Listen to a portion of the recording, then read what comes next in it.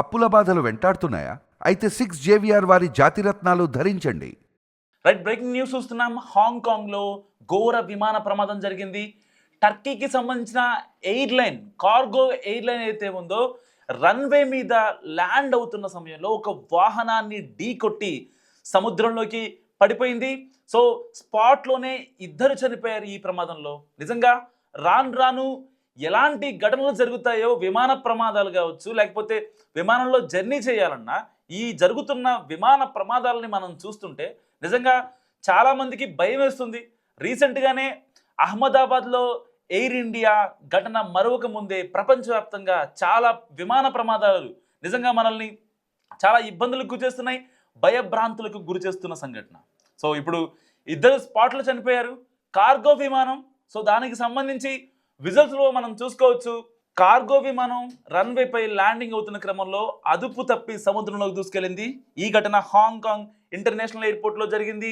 సోమవారం తెల్లవారుజామున 3:50 జరిగిన ఈ దుర్ఘటనలో ఇద్దరు విమానాశ్రయ సిబ్బంది చనిపోయారు.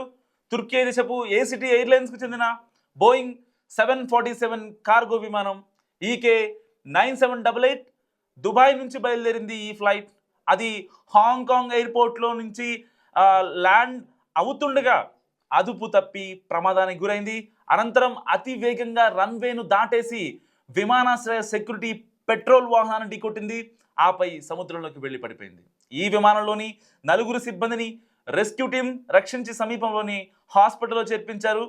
వాళ్ళంతా ఇప్పుడు చికిత్స పొందుతున్న పరిస్థితి. ఎయిర్పోర్ట్కు చెందిన సెక్యూరిటీ పెట్రోల్ వాహనాన్ని విమానం ఢీకొనడంతో ఆ వాహనంలోని ఇద్దరు వ్యక్తుల్లో ఒకరు అక్కడే చనిపోయారు. మరో వ్యక్తి ఆసుపత్రిలో చికిత్స పొందుతూ ప్రాణాలు విడిచిన పరిస్థితి. అయితే ఎయిర్పోర్టు సరిహద్దు గోడ పక్కనే ఉన్న సముద్రంలో విమానం మునిగిపోయిన వీడియోలు ఇప్పుడు సోషల్ మీడియాలో వైరల్ అవుతున్నాయి. ఇందులో విమానపు మొదటి సగభాగం, కాక్పిట్ స్పష్టంగా కనిపిస్తున్నాయి, మనం విజువల్స్ చూసుకోవచ్చు.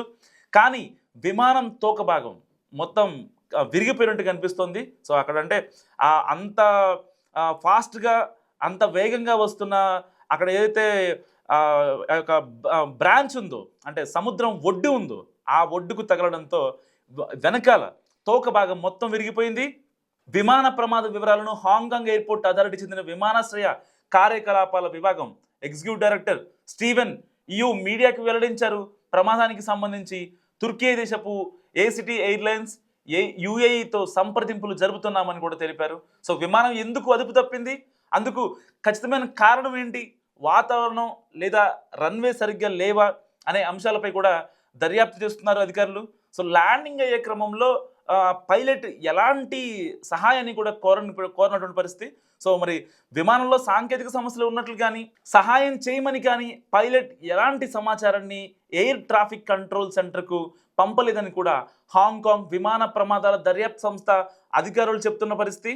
సో ఏదేమైనప్పటికీ నిజంగా రీసెంట్ డేస్లో జరుగుతున్న ఈ ప్రమాదాలు ఏవైతే ఉన్నాయో చాలామంది భయపడుతున్న పరిస్థితి. నిజంగా హాంకాంగ్ విమాన ప్రమాదాల దర్యాప్తు సంస్థ కూడా ఇదే విషయాన్ని స్పష్టం చేస్తున్నారు. సో దీనికి సంబంధించి పైలట్ ఎందుకు ఎలాంటి సహాయాన్ని కూడా కోరలేదు, మేడే అని చెప్పి ఎందుకు అరవలేదని కూడా మాట్లాడుకుంటున్న పరిస్థితి. అయితే ఫ్లైట్ రాడార్ 24 ప్రకారం ప్రమాదానికి గురైన విమానం 32 ఏళ్ల పాతది. తొలుత అది ప్యాసింజర్ విమానంగా ఉండేది, అనంతరం దాన్ని కార్గో విమానంగా మార్చారు. ఎందుకంటే దీని ఏజ్ ఎక్కువైంది కాబట్టి దీన్ని కార్గో విమానంగా మార్చారంట. సో అయితే బోయింగ్ 747 కార్గో విమానాన్ని తుర్కీ దేశపు ఏసిటీ ఎయిర్లైన్స్కు లీజుకు ఇచ్చామని కూడా యుఏఈ వెల్లడించింది. ప్రమాదానికి గురైన సమయంలో ఆ విమానంలో సరుకులేమీ లేవని కూడా తెలుస్తోంది.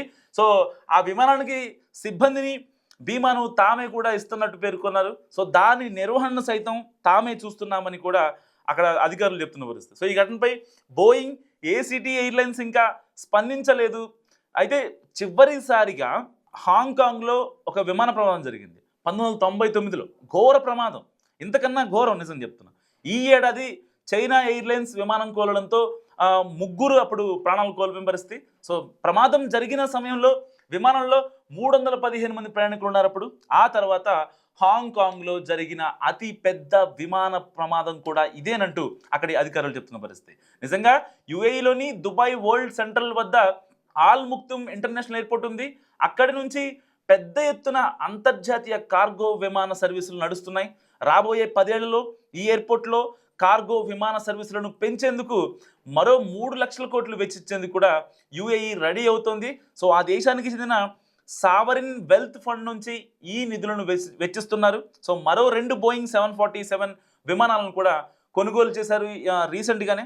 సో అయితే ప్రస్తుతం యుఏఈ వద్ద దాదాపుగా 220 విమానాలు ఉన్నాయి.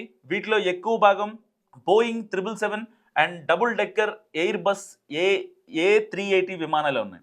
సో ఏదేమైనప్పటికీ కూడా విమాన ప్రమాదాల వల్ల చాలామంది భయపడుతున్న పరిస్థితి. రేపొద్దున మనం ఎయిర్ ట్రావెల్ చేయాలి అన్నా, ఫ్లైట్లు ఎక్కాలి అన్నా కొంచెం జంకుతున్న పరిస్థితి. సో ఈ ప్రమాదాల గురించి మీరేమనుకుంటున్నారో, ఎవరిది లోపమని మీరు అనుకుంటున్నారో నాకు మస్ట్గా కామెంట్ చేయండి. చూస్తున్నాండి మనం టీవీ.